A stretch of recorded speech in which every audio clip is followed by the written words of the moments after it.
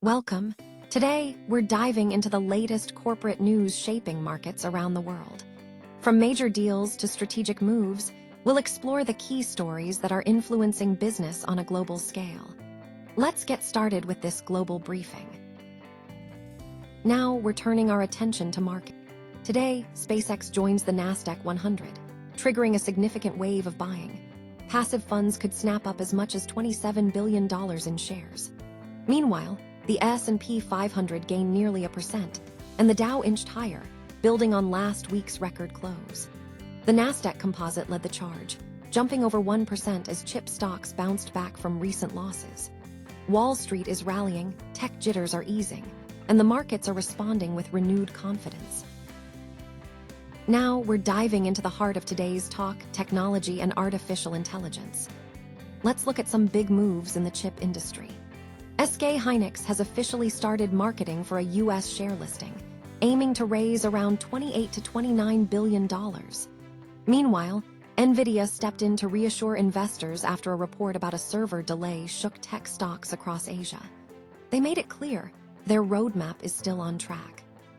At the same time, Broadcom's shares jumped after they extended their chip supply deal with Apple through 2031, easing concerns about long-term demand.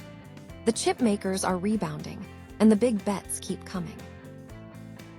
Now we're diving into deals and mergers, a critical part of how companies grow and transform.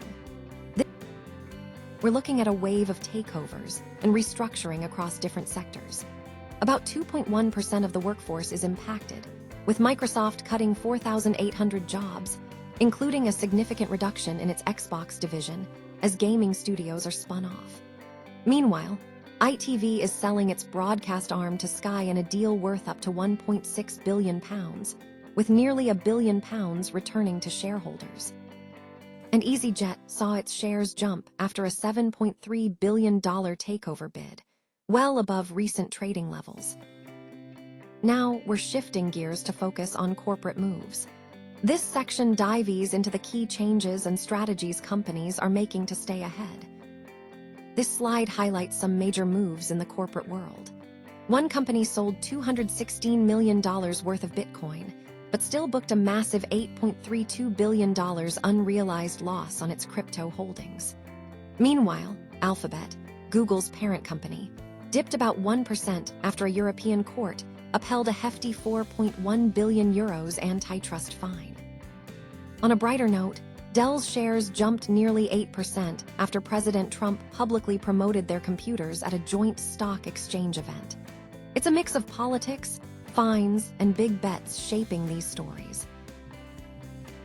Now let's take a look ahead at the markets, where things stand, and where they might be headed. Wall Street's outlook is anything but unanimous right now. JP Morgan raised its target to 7,800, but warned that crowded momentum could trigger a sharp pullback, a quick and painful correction. Meanwhile, Yardeni is more optimistic, lifting his year-end S&P 500 target to 8,250, expecting a strong expansion ahead. On the other hand, Bank of America is cautious, holding its target lower at 7,100 and warning that speculation has reached extreme levels. The message? The market could go either way from here. As we wrap up, here's a quick look at the sources behind today's insights. CNBC, Bloomberg, The Street, Yahoo Finance, and Fortune, all current as of July 7, 2026.